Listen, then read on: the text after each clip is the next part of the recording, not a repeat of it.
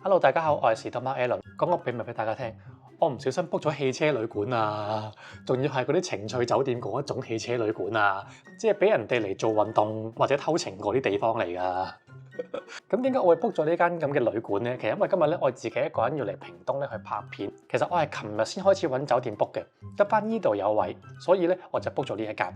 咁我喺 Hotel.com book 咧，我見到佢啲相咧影出嚟係幾靚喎，有啲房咧仲有戶外泳池咁嘅喎，而且仲係包埋早餐嘅。咁我幾時先知道自己 book 咗呢間係精品旅館咧？咁樣就係咧，我揸車入嚟做手續嘅時候，我已經開始懷疑係啦，因為我揸車入到嚟嘅時候咧係唔需要落車嘅，直接喺個 counter 側邊咧就有人幫你辦手續，跟住職員同我辦完手續之後就俾咗時卡我，跟住叫我泊某個車位咁啦，咁我就以為係一個即係公開嘅停車場，然之後泊車咁啦，跟住咧我去到嗰個車位嘅時候咧，原來係呢間房樓下個車庫，咁我就開始都幾 confirm。呢間係一間即係情趣旅館啦。咁我泊好車落車之後咧，我就聽到我對面嗰棟咧有啲人做緊運動嘅聲音咯，即係嗰啲聲音啦。咁我就100% sure 話呢度係汽車旅館啊！呢次咧係我第一次嚟呢啲汽車旅館，可能我比較大鄉里，大家成日嚟啦，但係我係第一次嚟嘅。咁所以咧都好想同大家分享下我呢個經歷，開箱俾大家睇下呢個旅館係點樣先。我哋由樓下開始開箱，但係落樓下咧要靜靜計，因為我驚影到其他人。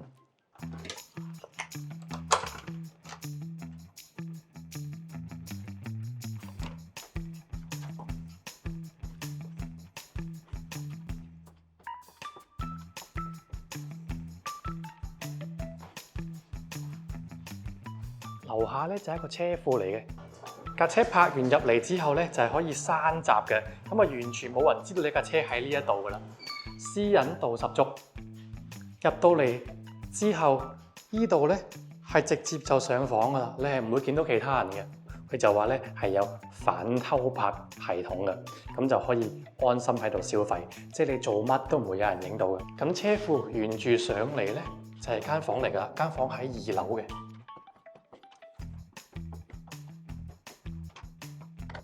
入到嚟咧就有個好大嘅客廳啦，其實個範圍都幾大嘅。跟住咧個客廳對住咧就係一望無際嘅浴室，係一堂簾一道門都冇嘅。前面就有一個 Jacuzzi 啦，可以瞓到2個人啦。咁對住部電視嘅，可以打開部電視，一路沖涼或者一路做運動，一路睇電視咁咯。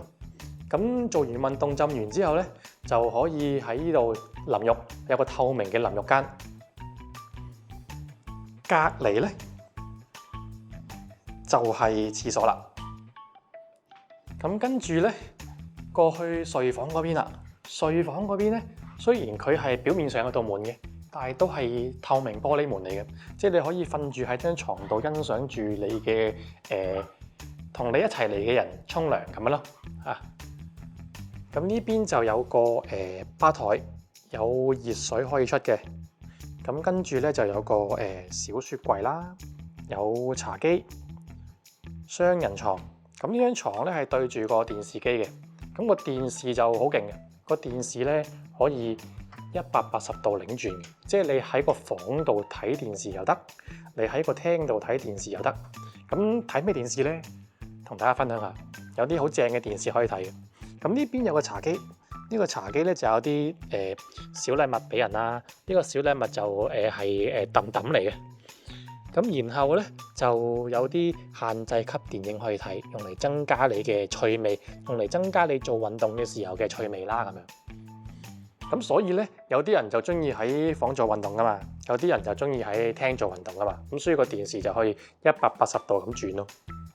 咁呢度咧仲有個好大嘅衣櫃，咁但係咧我就唔想打開佢啦。咁唔知咁大個衣櫃咧係咪都會睇戲嗰啲咁咧？即係有人嚟捉奸嘅時候咧，就匿入去裏邊，因為咧佢即係完全夠成個人匿入去裏邊嘅，好大個嘅。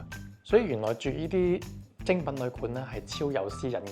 你呢個車閘又落晒啦，然之後又有反偷拍系統啦，跟住仲有個窗簾咧係全部都落晒嘅。你唔會俾人見到㗎。咁精品酒店嘅私隱好重要啦，其實上網嘅私隱一樣重要㗎。冇錯，俾1分鐘我賣 Surfshark 嘅廣告。唔知大家咧會唔會好似我咁咧，經常都要喺戶外地方用電腦做嘢，咁無可避免就要連上酒店啊、coffee shop 嗰啲 WiFi，感覺上好唔安全，好似個個都可以偷睇我嘅資料咁。咁呢個時候咧，我一定係會打 Surfshark 嘅 VPN，佢可以咧加密我嘅上網資料，防止黑客咧偷睇我嘅帳號啊、密碼同信用卡資料，咁我就可以好安心咁喺外邊工作啦。Surfshark 有個好中意嘅功能叫 Keyword，佢可以幫我阻擋廣告、追蹤器、惡意軟體同網絡釣魚，咁我就可以咧安安全全、舒舒服服咁上網，唔再受到廣告嘅滋擾啦。咁另外我哋仲可以用 Surfshark 嚟轉地區，特別去旅行嘅時候咧，你可以轉翻去你原本嘅地區，繼續去追劇啊、打機等等，真係超級方便。重點係咧 Surfshark 係一個 account。俾無限 device 使用，所以我同阿 Joyce 嘅所有電腦啦、手機啦、iPad 全部都裝晒 Surfshark 嘅 VPN， 個 CP 值真係超高。Surfshark 嘅 VPN 又可以保障個人資料，又可以保障上網安全，又可以解鎖地區限制，一舉三得。聽完有冇都好想用呢？咁而家用我哋嘅優惠碼士多貓 TV， 或者用我哋嘅優惠連結 surfshark.com/士多貓 TV 咧，就係額外4個月嘅使用期限。優惠碼同連結都擺咗資訊啦，大家快啲撳入去訂閱，就一齊體驗咧更安全、自由嘅網絡世界啦！呢件事實在太好笑啦！我決定呢要打俾阿 Joyce 同佢分享，睇下有啲咩反應先。喂，我俾你哋睇下，你有冇嚇親？我咁大個仔咧，第一次住間咁正嘅酒店。你睇下咩嚟㗎？一入門口啊，勁大啊！你有冇住過咁大嘅酒店啊？咁我有，不過個地板咁有年代感嘅就冇住過咯。係啊，你睇埋前面先講啊。嗰個浴缸嚟㗎？嗰個 Jacuzzi 嚟㗎。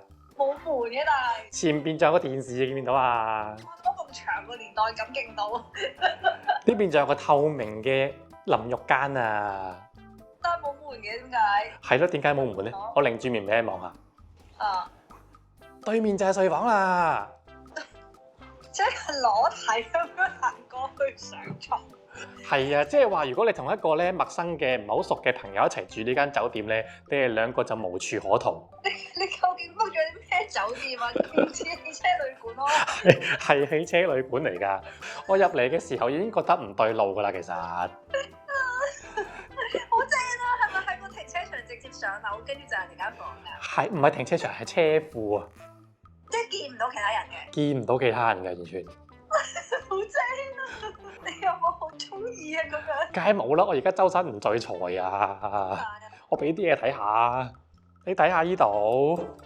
What 咩嚟㗎？張 sofa 呢度啊！我見到啊，紅色嗰笪啊嘛。唔好諗啦。係應該係有人咧倒瀉咗啲士多啤梨汁或者西瓜汁喺度。係咯，應該係西瓜汁。係屏東熱啊嘛，飲西瓜汁係好合理嘅事嘅。你有冇坐落去啊？坐咗一下，望到即刻彈翻起身，因為我唔想咧條褲沾到西瓜汁嘢藝。